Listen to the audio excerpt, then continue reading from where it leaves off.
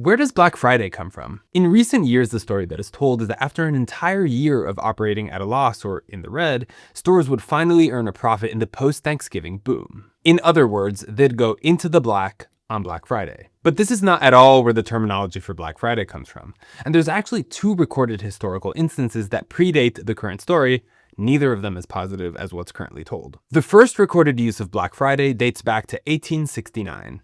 2 Wall Street investors by the names of Jay Gould and James Fisk tried to corner the gold market and force the price of gold to skyrocket so that they could make millions. The way they did this during Ulysses S. Grant's presidency was with another partner by the name of Abel Corbin, who was married to Virginia Grant, the president's younger sister. Together, they hoped that their connection to the presidency would make them privy to the government's gold policy and even prevent the government's sale of gold, which would in turn make their own shares more valuable. However, this plan fully backfired when President Grant found out what was going on, and he ended up telling the Secretary of Treasury to unload both his and $4 million of the government's shares on Friday, September 24th, 1869. This move tanked the price of gold and crushed the gold ring in the country.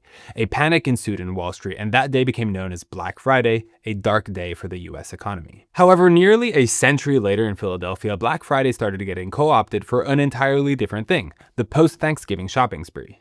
Back then, it had nothing to do with discounts though, and everything to do with the annual Army-Navy football game.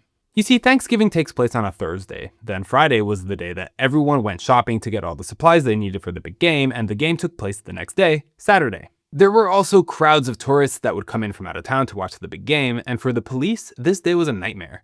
Traffic jams, packed sidewalks, shoplifting, and cops had to work extremely long shifts on these days.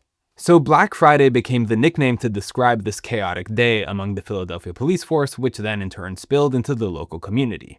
So in 1869, the term described an economic fiasco, and then in the 1950s and 60s, it became directly associated with a horrible shopping experience the day after Thanksgiving. You can imagine that businesses didn't love all the bad press, so they tried to spin it and turn Black Friday into something positive. So they came up with this whole getting businesses out of the red and into the black marketing campaign and packaged it with huge discounts for the consumer so that Black Friday would have a positive association with it as opposed to a negative one. And it worked. That's why Black Friday is what it is today.